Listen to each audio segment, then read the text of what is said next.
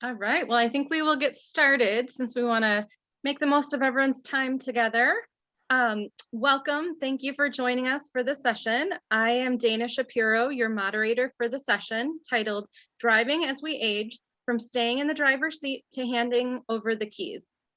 We have 15 people joining us right now, and we imagine that this number will go up as the session goes on. And so thank you for being here. If you think you have found yourself in the wrong session, you can go back to the conference homepage tab and click on the title you want to attend. A reminder that the conference sessions will be available for your viewing for 60 days after the conference with a link sent to you after the conference. This session invites you to turn on your camera if you choose to do so.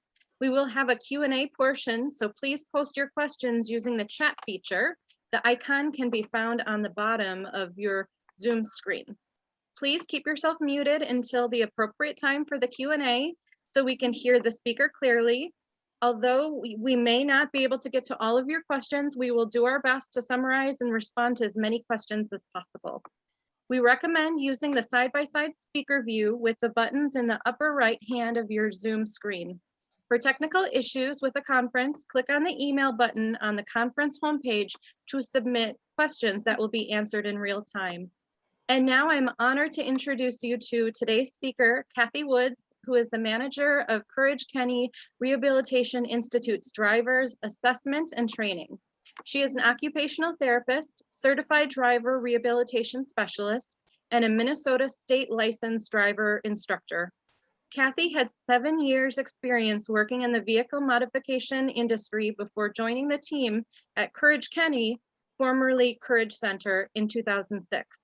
In addition to her role in providing oversight of and management of the day-to-day operations of service, Kathy provides clinical testing, behind the wheel assessments, and lessons.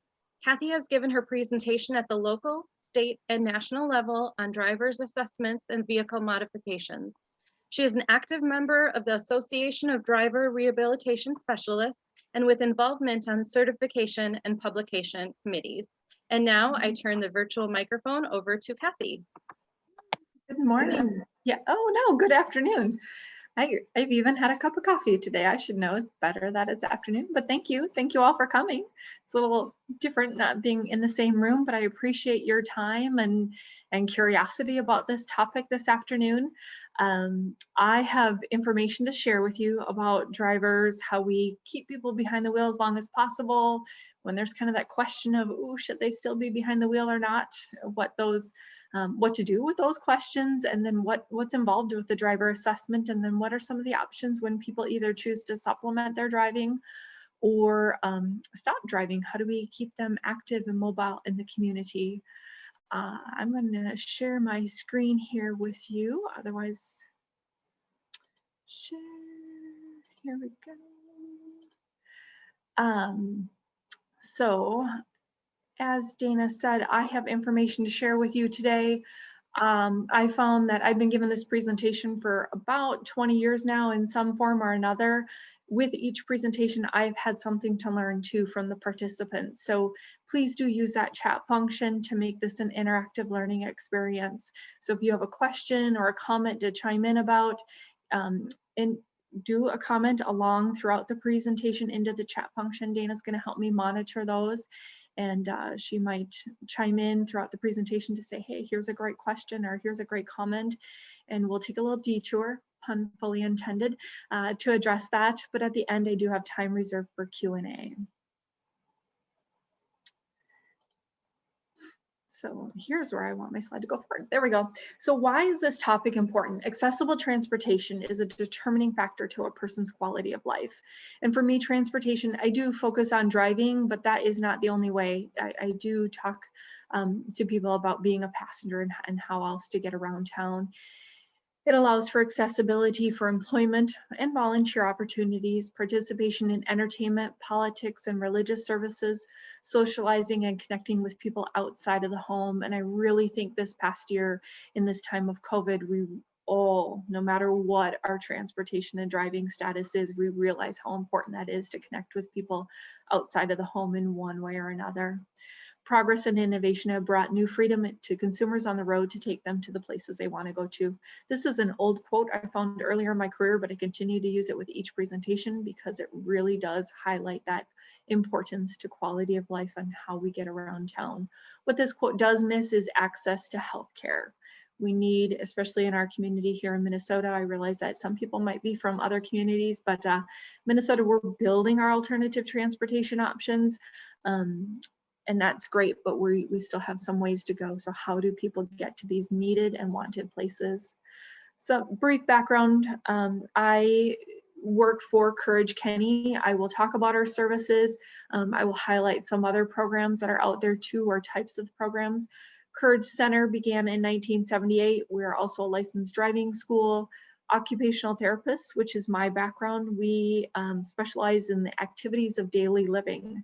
The activity of daily living I happen to specialize in is driving. So we understand different disabilities and abilities, different medical events, how to adapt activities and how to analyze and train. So that's why we, a lot of us in the field of driver rehab have OT as backgrounds. You might be saying Courage Kenny. I'm familiar with Courage Center and Sister Kenny. Well, we merged back in 2013 to become the Courage Kenny Rehab Institute, and we are part of Allina Health. So again, highlight of our overview of the presentation today is first, how do we maintain our fitness for driving? What are some of the caution signs that we may need to alter our driving or have an assessment? What is a driver assessment? I'll touch a little bit about adaptive equipment. So if it's getting hard to get in or out of the vehicle or to operate the gas or the brake pedal, what kind of give you a picture of what that looks like. Talking about the referral process, as well as what are some of the alternative resources for transportation out there. A few statistics. When we read statistics, I really encourage you to look at the wording and where those statistics are coming from. We know that we have a lot of senior drivers out there. As of 2019, there were 30 million licensed drivers over the age of 70. The number of licensed drivers 70 and older increased 70% between 1997 and 2019. So we have a lot of senior drivers out there. Although Americans are healthier and living longer than ever before, we also know that seniors by and large are outliving they're retiring from driving and continuing to live another 7 to 10 years. So no matter what our health status is, we need to plan for that retirement. How else do we get around town? We also recognize that a majority of seniors recognize that their skill set changes and they start to naturally adapt their driving, no longer driving at night or start to drive in more familiar areas. So this presentation we'll talk about some of that, but we highlight, for those that may have had a medical event or don't have that insight to self-restrict, how do we help them? We know that senior drivers tend to be safer drivers compared to other age groups because they often wear their seatbelts, tend to observe the posted speed limit, and there's less drinking and driving incidences. However, senior drivers are more likely to be injured or killed in traffic collisions, but that's oftentimes due to age-related vulnerabilities. As we age, our bodies change and make it harder to recover from a collision. Our bodies become more frail. We develop more other health issues, for example, heart disease or diabetes or emphysema, that just when we're in a collision, it makes it harder for our body to heal from that. So when we see a statistic that says older drivers have a 17 times higher fatality rate than drivers 25 to 64, well, you can't necessarily say that a senior is a poor, riskier, worse driver than the younger age group when we factor in some of these other issues with the healing process. But with that said, we do know that as we age, our bodies do change. And sometimes there's confusing statistics, so further evaluation is needed on this topic. When we look specifically to the question, when should people with dementia stop driving? One statistic says, on one hand, there's research that says people with dementia are up to 88% more likely to fail a driving test. And they don't define what a driving test is. Is it something specialized, what we do, or is it the road test like when somebody turns 16? So 88% more likely to fail a driving test than somebody without dementia. On the other hand, some studies show as many as 76% of people with mild dementia can pass an on-road driving test and safely drive. So we just need a lot more research out there and a lot more understanding of what the statistics are telling us. So how do we maintain fitness for driving? And this picture, this little girl in the car is now my almost 11-year-old daughter, and this is her grandfather. And it really, again, highlights that, especially in the American culture, how much emphasis we put on our personal vehicle and the love for it. I like to think she's already adjusting her side view mirror and that Mama's training a good driver from the early ages on here. But he was really excited about getting a Pontiac Fiero in his retirement, and he did it, and he drove it for a couple of years, and you can see his enjoyment in sharing it with his granddaughter here. But how do we maintain our fitness for driving? In this part of the presentation, I take a part of our body and liken it to a part of the vehicle. We're used to tuning up our vehicle to keep it running nice and well. How do we tune up our body to keep it nice and running nice and well for driving? Vision. Over 90% of the information we take in while driving is through our visual system, 90%. So that's much like the windshield of our car, having a clean windshield, no cracks. That's all important. In Minnesota, we have a minimum visual acuity. We have to see a certain clarity to be able to drive on with unrestricted privileges. If our acuity, for example, is 20/60, 20/70, then there's a mandatory requirement on the maximum speed limit of road we can drive on, or we're required to stick to daytime only. So, and there's also a peripheral vision requirement. So when we renew our driver's license, those requirements, that's why those are tested.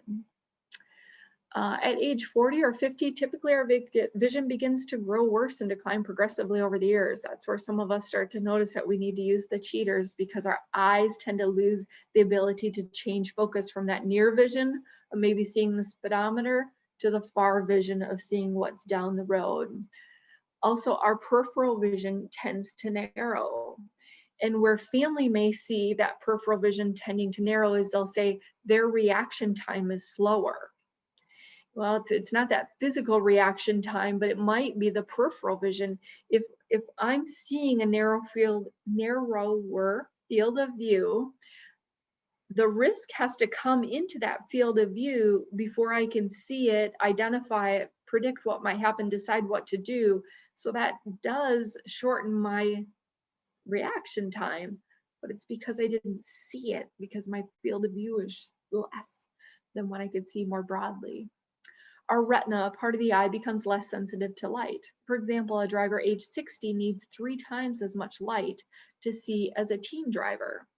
So where you may notice this is if you are trying to drive at night versus during the day, or you might start to notice at night, I'm going to take this route because it has better overhead lighting than this route because it's just a dark country road.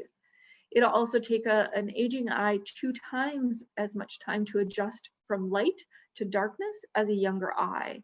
And where you may notice this is if you live in one of the senior complexes where you have the underground parking. We go from bright daylight to that dim light of the garage. It takes the eye longer to adjust to that. So we might, some compensatory strategies, we might start to, again, restrict our driving to daytime only. You might have more difficulty with glare. That might be the bright sun. You might wear different tinted colored glasses. Having a great conversation with your eye doctor as cataracts are growing. Sometimes they're not ready for surgery from the eye doctor yet, but they are impacting that ability to see at night. Having conversations about how glaucoma or macular degeneration might start to impact that ability to see enough of the driving world to drive safely and or to meet the Minnesota state driving standards. Few points on vision.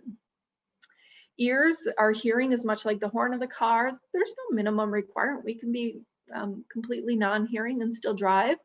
But if we can't hear, we're less likely to hear the sirens of an emergency vehicle. So we're going to rely that much more on our vision.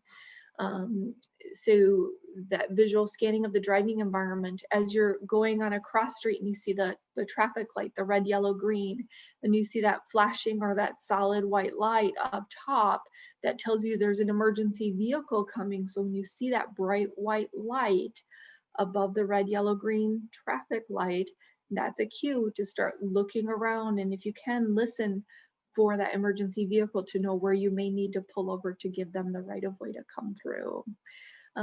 Or if you live in a neighborhood or you go to visit your children where there's little kids playing outside, you might roll down your window so that you have a better ability to hear them, to know where they may be playing. I always think it's a good idea when you are visiting someone and there's a possibility for heavier traffic in the road or children or risks, that to back into the driveway versus where you may have less risks, less people moving about, than trying to back on across that sidewalk when you're leaving or into the traffic of the road. Sometimes our driveways tend to be quieter than the unknown that we're backing into. Our blood flow is kind of like the cooling and the heating system of the vehicle, and this can include the blood flow and airflow of our lungs. Neuropathy, which is numbness or tingling in the feet or our hands, may make it difficult for a driver to tell how much pressure they're putting on the pedal or confuse the gas and the brake, which is very concerning. If you're having any episodes of those, I would strongly encourage you to put a pause on your driving and come in for an assessment if you want to continue to explore driving. Diabetes can be one of the precipitating factors to developing neuropathy, but not always. Sometimes we just get numbness and tingling for different reasons. Certainly having a conversation with your physician if you're noticing any altered sensation in your body. But this is where we may need to start to use adaptive equipment if driving, continued driving is a possibility. Our joints are much like the tires of the vehicle. Arthritis in the shoulders and hands can affect our ability to grip and turn the steering wheel. Sometimes people come in and I don't have concerns for them to make a gentle right and a gentle left turn, but I have more concerns for their ability to do the emergency evasive steering should somebody cut them off, or if they would skid out on ice given our lovely Minnesota winters, that we can have some black ice. So we'll make sure that we have good range of motion to act and react reflexively. Hip or knee weakness or pain may affect the ability to stop quickly or maintain a sustained position, like holding the brake at a red light. I've seen that where people just don't have that strength to hold the brake pedal at the red light, so we start creeping out into the intersection. 50% of the middle-aged population and 80% of those in their 70s experience arthritis. So arthritis is more than just a once in every couple of people that are impacted by this. So there's some new safety features. We just got a new SUV in our program and it has a brake hold option. I'm still exploring this and want to drive with it, so I get more used to it before I start introducing it too much to people. But it's a button that you press and it holds the brake for you temporarily. Yeah, there's more to learn and how we use that one, but there's a lot of technology coming out to assist too. Overall, our body is like the chassis of the vehicle. We encourage people to talk with your physician before you start any exercise programs. But if we have weaker muscles, decreased flexibility and range of motion, it can make it harder to drive. Think about when you go to back out of your parking spot, that's a lot of twisting and turning that we're asking from our neck, our torso, as you go to put your seatbelt on, reaching up and over that shoulder, and then you have to come right down near your hip to clasp that seat buckle in. That's a lot of either gross motor by the twisting and turning, but then a lot of fine motor with your hands to be able to clasp things in. So there's recreational pools, gyms, walking, tabletop sports, tennis. Tabletop tennis can really help also with some of the cognitive things that we're coming up with here. While driving, you may avoid backing. Pick a parking spot that you can pull straight through so that when you leave, you have that better line of sight. I encourage people when you leave like a grocery store or Target or a Walmart, don't drive up to the busy storefront. Take the back exit out. There's just less for you to try to turn and see and pay attention to are just a few tips. Medications. I call these miscellaneous tune-up items. By no means am I recommending that anybody change any medications that you're on. I do encourage you to have a conversation with your physician and your pharmacist to ask the question, if you have a prescription that's added on, excuse me, I say prescription, this includes prescription, over-the-counter, herbal, supplement, very broadly medicines. But ask your doctor and your pharmacist, how might this medicine impact my driving? A medicine by itself can impact driving or in combination with others. And sometimes a medicine doesn't always mean that we have to stop driving. There's certain medicines that if somebody were to tell me I'm not taking it, I'd be very concerned about their potential for driving. For example, somebody who's diabetic and needs insulin, if they're not using their insulin well, then that can certainly impact those skills that are needed for driving. There's other medicines that we take that have sedative effects. Wouldn't want to see someone driving if they're not up to par with their cognition. So over 75% of drivers age 65 and older are using one or more medicines, but less than a third are aware of the potential impact on driving. So certainly want to have people have that conversation. Our brain is like the computer of the car. The average driver makes over 20 major decisions for each mile driven. That quickness of thought, that ability to, I say multitasking, but it's actually dividing attention. Dividing attention while we're driving is not, can I turn on the radio and have my cup of coffee? But it's, how fast am I going? What's the posted speed limit? What's the traffic control? It's green. What's that driver over there doing? We're constantly dividing our attention, shifting it. The reaction time, like I said, that's that searching the environment, identifying something, predicting what might happen. Is that driver going to go or not? Decide, nope, they're not. I'm going to keep going. I'm going to execute my maneuver and keep on going down the road. The ability to adapt to changing road environments. And the list on the right are some different computer programs, DriveSharp from AAA, Lumosity, word search games. My father's in his 80s, we'll say. And I call him the other day and he's like, I'm doing my word search puzzle. I'm like, that's great, Dad. And we play a lot of cards and games in our family. So into that mental activity that we can do to keep people sharp. While driving, you may consider starting to stick to familiar routes. Driving on unfamiliar routes, there's just so much more to process. Where am I on? Where do I need to turn? You're not as aware of those risky intersections as we are when we're in our familiar neighborhoods. So you might start to supplement your driving. I'm comfortable driving in my hometown, but when I go to my medical appointments in downtown Minneapolis, I use alternative transportation, or I call in one of my children to take me to that appointment. So that's brief, quick, nuts and bolts of how we maintain our fitness for driving. There's a lot more information out there. Now I'm going to segue into what are some of those warning signs that say, oh, should I or my loved one be referred in for a driver assessment, or do I start that conversation with them to say, hey, I have concerns or I have questions about your driving safety? First one's obvious, goes through stop signs or stoplights without stopping. That's pretty scary. But the other part I add in is without proper visual observation, because I will have people who stop at a stop sign and then go straight through. They haven't looked around the intersection to make sure that it's clear of pedestrians, bicyclists, and the cross traffic, that they truly have that right of way. Not yielding right of way. This is taking your turn when it's your turn to go. Sometimes as our brain changes, that quickness of thought and that ability to divide attention, when somebody gets to an all-way stop, they will start to let all the other drivers go. And the comment may be, I'm being nice, I'm being nice. But no, we're actually confusing the right of way now. People don't understand. I'm used to first come, first goes. If it's a tie, it's a car to the right. And when we disrupt that common rule of the road, we can actually increase the risk for collision. So not paying attention to vehicles, pedestrians, bicyclists, and road hazards. Getting lost is terribly concerning. And there's some apps out there that can help track that if you're concerned about that. If you're an iPhone user, to iPhone user, the Find My Friend app. Otherwise, there's another one, Life 360 is another app that's across different platforms that you can use. But that requires then that the person has their phone on them.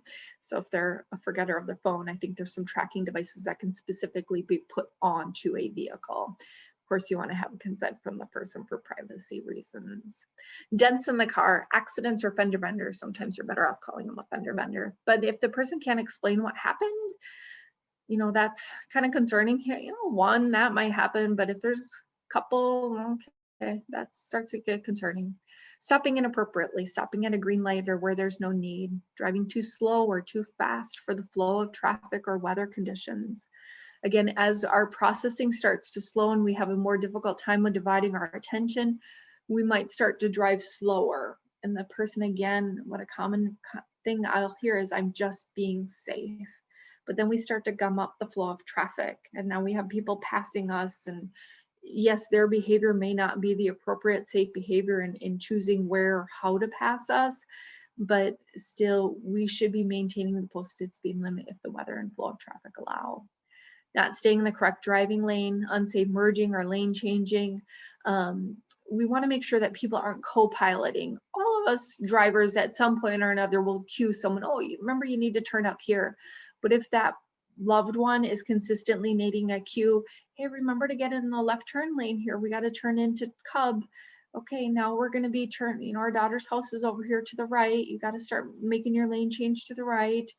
Those kind of prompts to make those lane changes, get in the turn lane on those familiar routes. We shouldn't have it to be cueing our loved one throughout a drive on those types of that type of information. That should be a memory, that should be a processing thing that they're aware of. I'm in this lane, I need to move over. What's in the next lane? Am I doing a proper lane change procedure? Exhibiting notable anxiety or fear.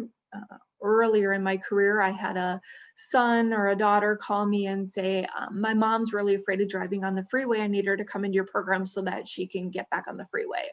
I was like, let's understand why she's afraid of the freeway.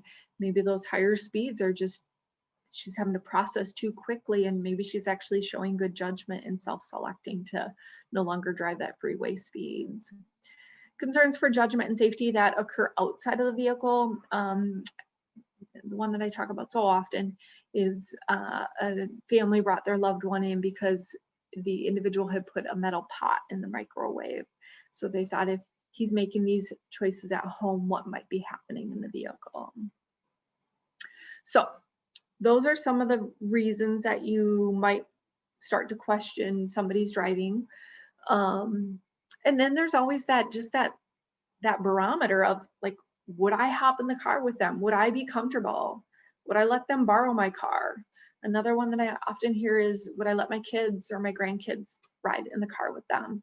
And if you're kind of like, that's a sign. That's a sign to ask that question, have that conversation, have that brave conversation. So what are the options? People say, well, can I just go to the state road test and have them take that test? Yes, but the state road test is a very different test. It's pass or fail.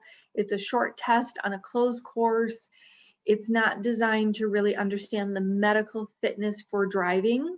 And it also, the outcomes are either yes, you can drive, or no, you can't. And if it is yes, they're not going to talk to them about, well, stick to familiar routes, no freeway. It doesn't talk about understanding dementia, Alzheimer's, and that the person may not have the ability to remember restrictions, and or that they have a good day or a bad day.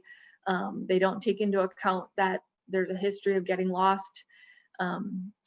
Backing up a little bit, what would I tend to, if I'm going to generalize for those folks with Alzheimer's and dementia, especially when we're in the early stages, driving from home to someplace very familiar, the general driving skills tend to stay okay.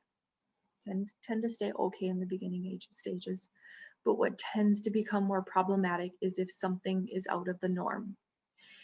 There's a detour or that siren, that emergency vehicle comes through, and it kind of changes the norm.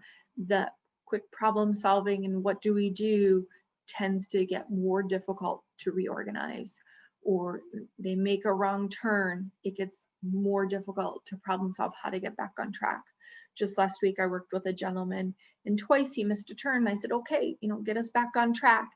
And he was no more than a half a block to a block away from the turn we had missed. And by the time we got back to it, the memory was already gone for what the instruction was. But his driving skills were okay. He could control the vehicle well, but I was very concerned about his possibility for getting lost. And there was a few other things that got highlighted when we stayed out behind the wheel a little bit longer than that 10 minutes, that shorter drive.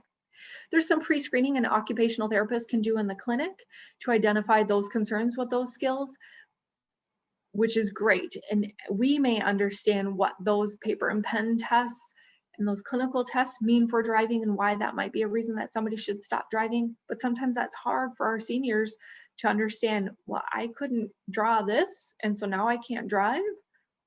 And so that's where some of the challenges may come up, and some people may understand that. The medical professionals may have some cognitive screenings out there. The eye exam, somebody will say, well, my eye, I see fine, so I can drive. But as we know, that vision is not the sole factor to driving. If anybody has Netflix, there's a TV show. Oh, I shouldn't have brought this up. I just watched it the other day. It's talking about love stories. And the second one is a couple set in Italy. And he's going to renew his license. And he says, I can see just fine. And then in Italy, apparently they do some additional testing and figure out that he shouldn't be driving.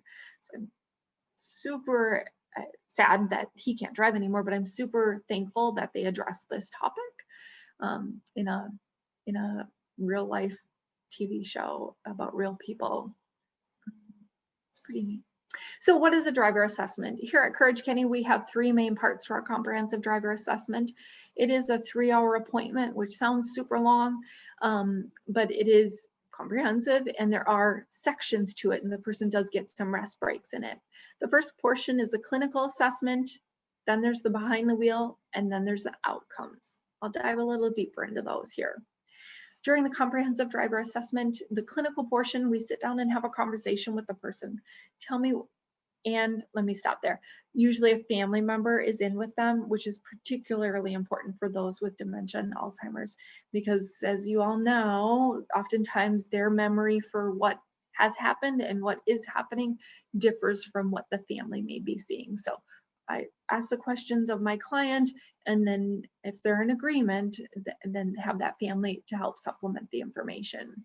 Tell us about your health history. What's your goal for driving? What brings you in today? What medicines are you taking? Are you taking them on your own or needing help with those? Where are you at with your everyday living skills? And then we go on to do that clinical testing where we break down the activity of driving, looking at that vision, those thinking, and those physical skills, so that we can understand a person's strengths or challenges with those skills before we go behind the wheel with them. So that all takes about an hour, hour and a half, and then they get a couple minute break before they go behind the wheel with us. When they drive with us, they do drive one of our vehicles, which makes people nervous. And that's understandable. However, the reasons for that is, 1, our insurance requires it, and 2, we have a brake on our side, which has increased the longevity of my career. It's been a helpful tool, and we have some additional mirrors and some additional adaptive equipment too, that when that's needed. But before we start with them behind the wheel, we show them how to adjust the seat, how to adjust the mirrors, show them where the speedometer is and how to work the gear shift. And once we're driving, we're really looking at gas, brake, steering, and that they use the turn signal. If it gets too hot or too cold, they just let us know and we'd adjust that and help them with their comfort level there. And by and large, I'm just had my 15-year anniversary. The physical control of the vehicle for those with memory impairments tends to stay. Where I will see some challenges is for our folks who do 2-foot driving. When the difficulty with divided attention happens, we tend to see more gas and brake errors. So behind the wheel, we look to see how do they physically control the vehicle, how do they follow the rules of the road, apply defensive driving practices. lane position, that planning ahead. So if we're on a 4-lane road, we're in the right lane and they're going to be making a left, do they plan ahead for any needed lane changes? What's their visual scanning? Are they looking straight ahead as they're driving, or are they checking out their side view mirrors, their rear view mirror, scanning that driving environment for potential risks?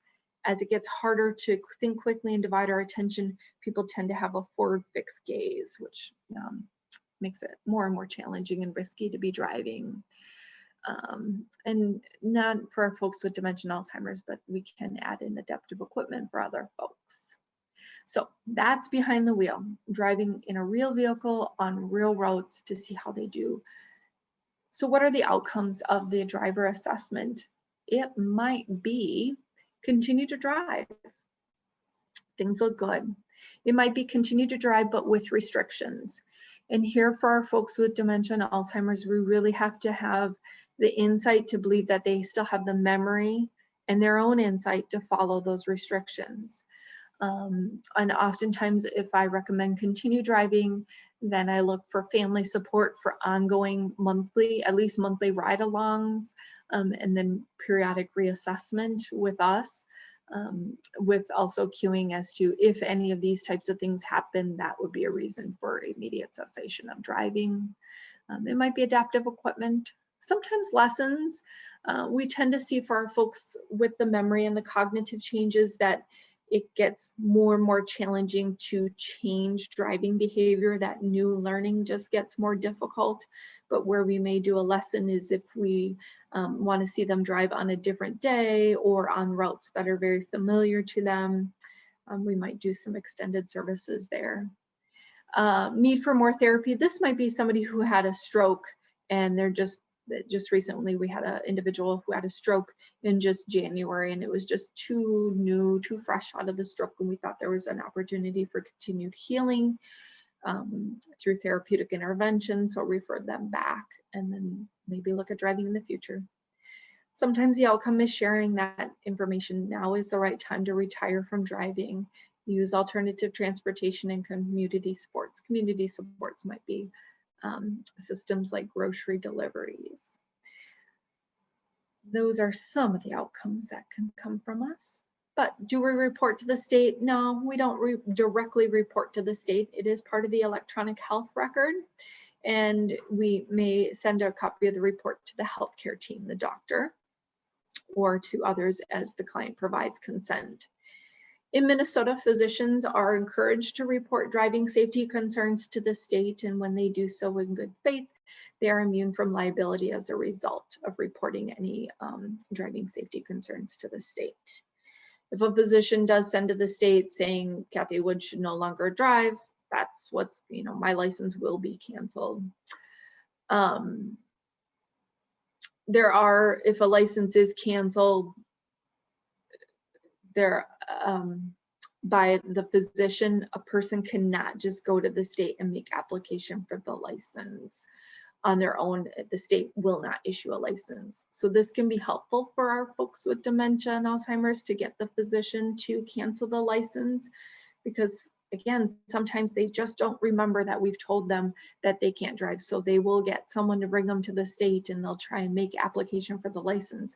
So if they voluntarily surrender their license, if I go in today and I sign over my license, next week I can go back and make application and get my license back.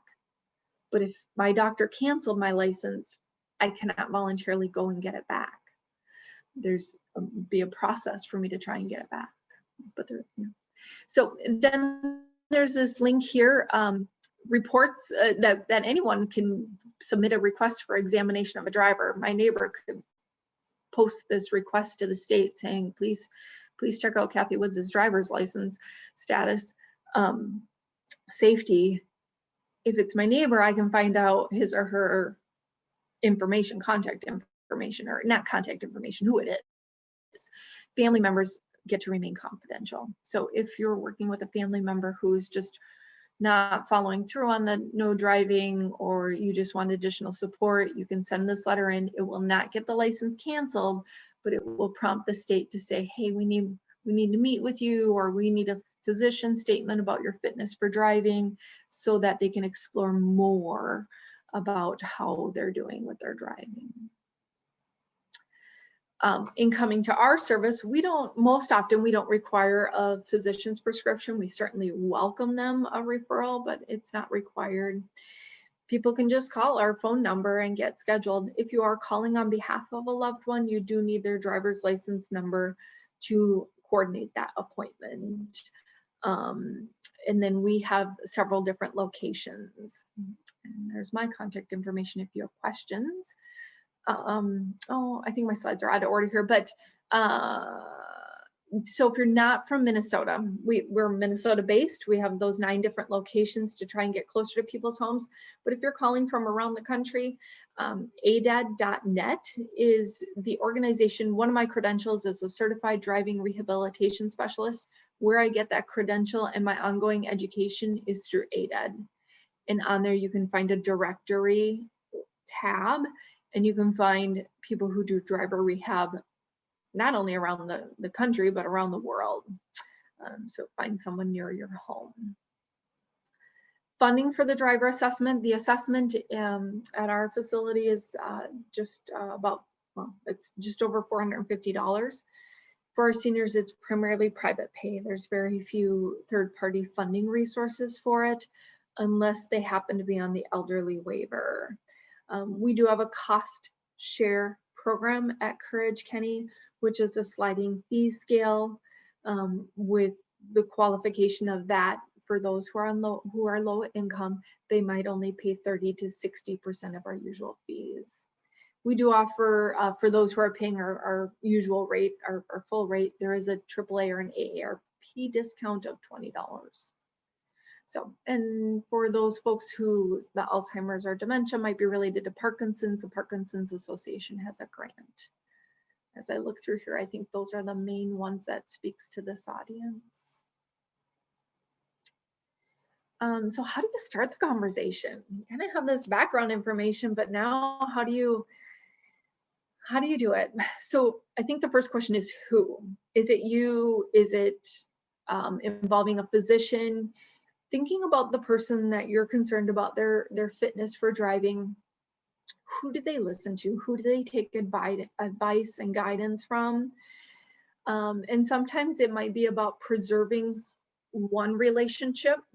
If this is going to cause contention, you might pick somebody that it's okay for that person to be a little bit irritated with.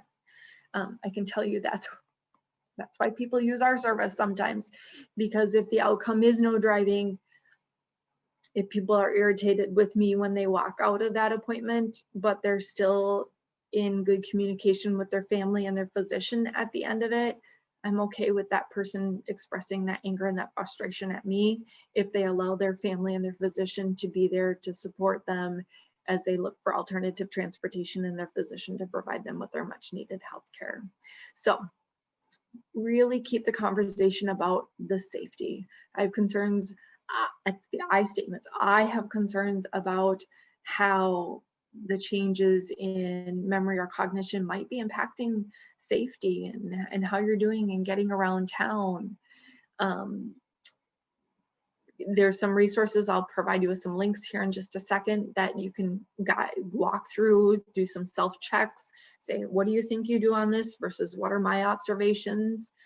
It might be coming to, can we agree to have a neutral third party such as CQRI assess your driving? So you want to collect that background information so that when they start to ask questions about it, this is a very common conversation I have. So when they say, well, what does that mean if I'm going to get assessed? They're just going to yank my driver's license. No, I called them and these are the possible outcomes. And then say, well, mom or dad, if the outcome is no driving, this is some of the things that I've already thought about how you're going to be able to still get around town, and then follow through on it. Keep that conversation, keep that momentum.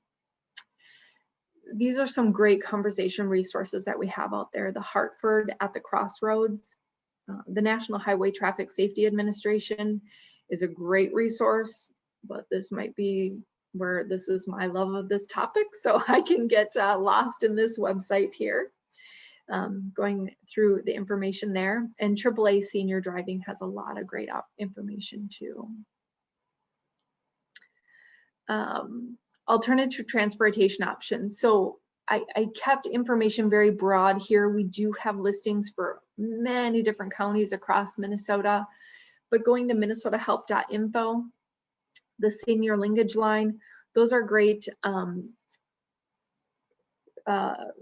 launching pads for a variety of resources, like listing of what's available in your community. But thinking about private program services, transportation options that are available in the community, taxi and car services. So there's somewhere you have to be planned out to coordinate it, but the Uber or the Lyft, you can be more spontaneous. And GoGo Grandparent is available in some communities. Think of it as an overlay to Uber or Lyft, where I might coordinate the ride for my loved one, and then I'm going to get a text saying, yep, they've been picked up, they've been dropped off. Some of them, when you're looking at alternative transportations, are either curb to curb or door to door. So you want to look at that, especially for our folks with the memory impairments, that you're making sure they're getting into the correct office or the building. Family and friends. When I tell someone they should no longer drive, they oftentimes don't want to rely that I'm going to be a burden on my children. I don't want to, ask my neighbor to drive me. Yet so often I think they would be the first ones to volunteer to drive for somebody else. And so I encourage them to use that same generosity to allow others to help them. I really encourage them to remember that they have something to offer in being that passenger. I don't know. I come from a big family, and when we're all together, you kind of get that hi and a few great conversations. But when you're one-on-one in the car with that person, you get a lot of great time with them. So there's something to be said for being that person who gets that call and saying, hey, I want to go to this place, and you get to drive them there. So letting them know that that special one-to-one time would be really important to you and to your soul if you got that conversation time with them. Checking with your local senior center or your place of worship. Getting to a place of worship is very, very important. We hear that often. So sometimes different places have volunteer drivers that are already out there and willing to pick people up and drop them off after services. But then people say, oh golly, I can't afford that. That's expensive. But if we say, calculate the cost to own a vehicle, if you sell your car and put that money into a transportation fund, now I'm not spending money on gas, I'm not spending money on maintenance or insurance. Car is going to need new tires, that's $1,000 probably. And you bundle that money together and you put it into the transportation fund, you may find that you have quite a few dollars to take you a lot of places for a while. And then again, about that burden, sometimes it helps people if they have something to physically give. So you might have your loved one, especially for those with Alzheimer's and dementia, where we know there can be some financial vulnerability for the person. So you might help them purchase a couple $5 McDonald's or Cub or whatever their place of interest is, so that if the neighbor who routinely picks them up and takes them to the grocery store, they could give them a gift card as a way of saying thank you. So how to make the transition? I really encourage people to, you got to prioritize. What are the needs? We have to get groceries. We have to get medicine. We have to get to our doctor's appointments. Those are the needs. Tackle those first. And then it's going on to, what does the person value? What brings them enjoyment? What gives them a meaningful life? That may be the place of worship, volunteer activities, family and friends, fitness. Then go on to those. And then the other one that I have is, what's the easy ask? What's the low-hanging fruit? Well, my neighbor and I go to the same place of worship, or my friend just down the street, we both go to the same coffee group on Thursdays. So I'm going to ask her to take me, or we're going to coordinate with her to take me to coffee. That seems like a pretty easy ask. She's already going there. She lives 3 blocks away. So those are some of the things that we look for in making this more manageable to transition. how do the resources match the needs and the wants? That's kind of the same thing. Sometimes it's bringing in-home services, those places that will come in and help organize the home a little bit, but they will also do some transportation. So you're kind of getting that 2-for-1, and you're not coordinating as many different things for your loved one. And looking at what that fee difference is, then supplementing with different services there. For those with memory impairments, loved ones may need to secure the keys of the vehicle, as the driver may forget that they're no longer able to drive. A little bit about adaptive equipment. In the upper left corner, you're going to see somebody who is driving with their left foot for gas and brake.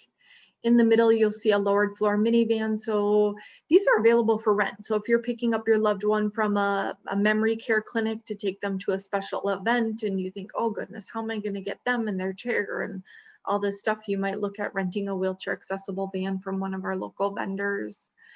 Over on the far right, that red little bar thing is called a handy bar. He's using it in his left hand to help him push up. So as you get in or out of a vehicle, this might make it safer for them to get in or out. When you pick up your loved one with memory impairments, think about which vehicle is easier for him or her to get out of, so we reduce the risk of falls and reduce the risk of injury to yourself too, as you're helping them get in or out. If you have a real low car or real high car, you might pick the one in the middle. So how am I doing on time? Oh, that's just about right. I'd like to have the last several minutes here for Q&A. Dana, did any come in through the chat, or are we inviting people to?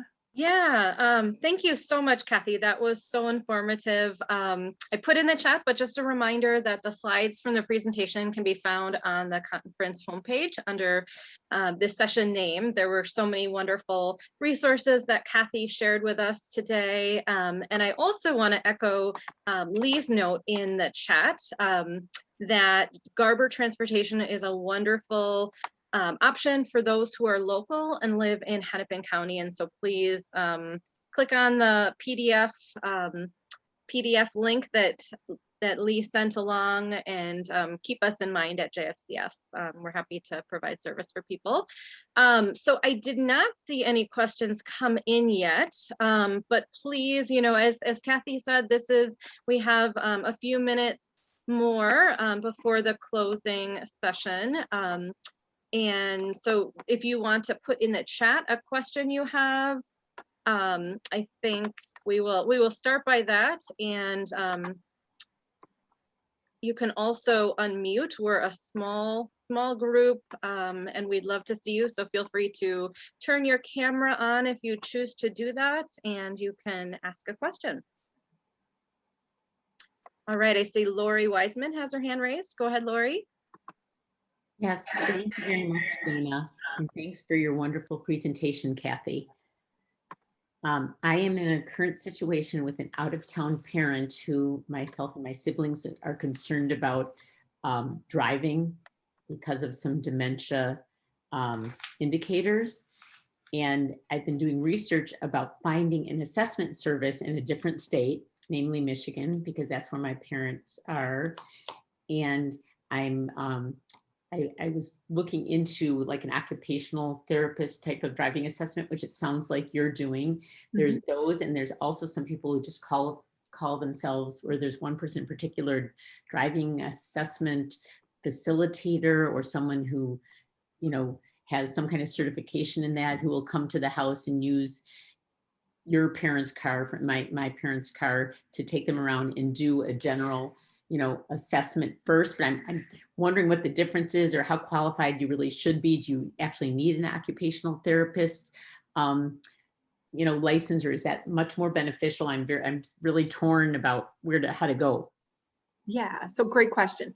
So the certification that I have and chose to get is the CDRS, the Certified Driver Rehabilitation Specialist.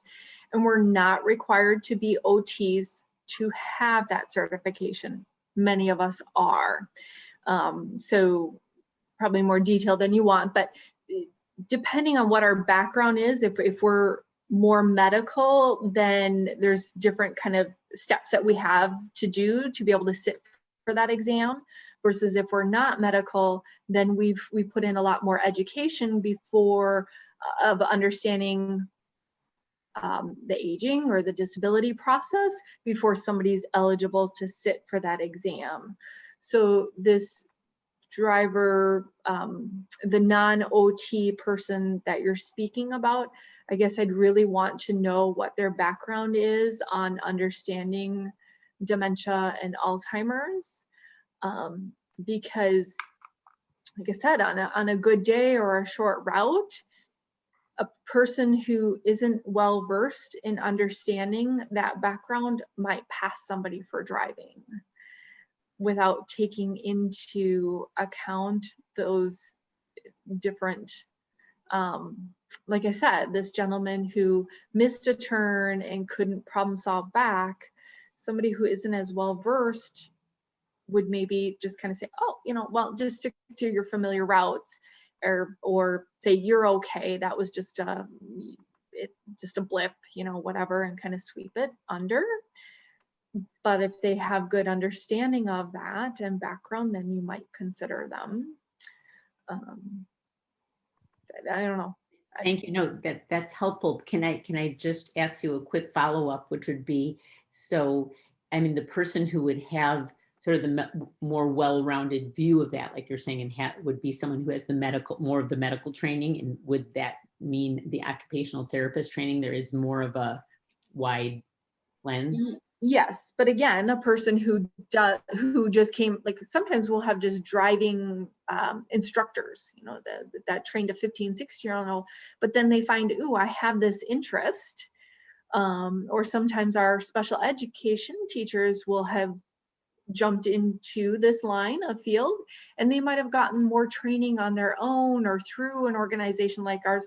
Well, while they may not have an OT background, they might have gotten additional knowledge that you might consider them. So I'd really want to know more background. I would very much caution against using a traditional driving school that's used to just working with the novice 15, 16-year-old. They just don't have that understanding. And this company does do dementia care and placement in homes. So there's a dementia. Oh, She has a dementia accreditation, but not specifically the OT type of driving certification. I guess that's.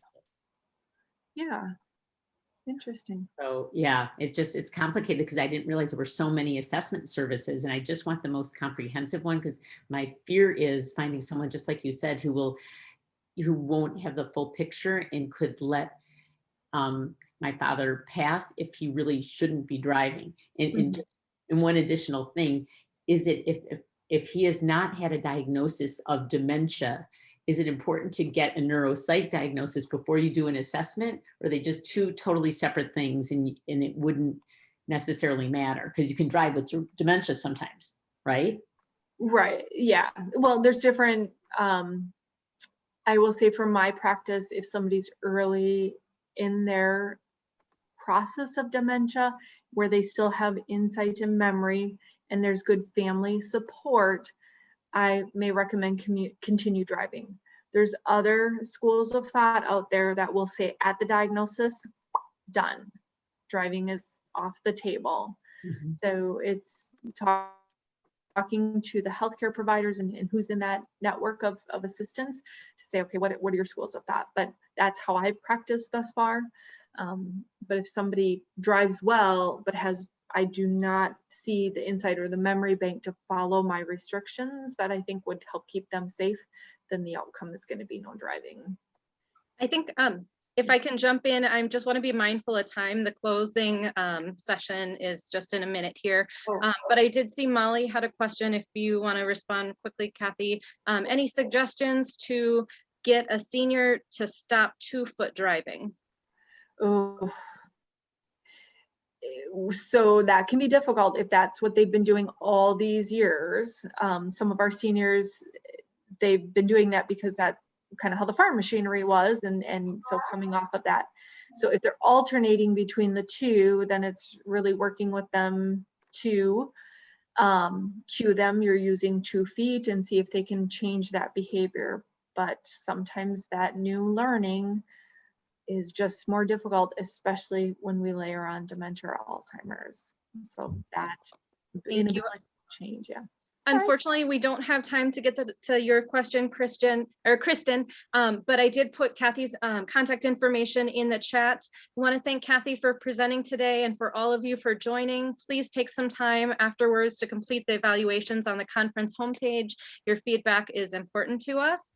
And now please go directly to the closing link on the conference homepage, which will start exactly now. Thank you again for joining us today.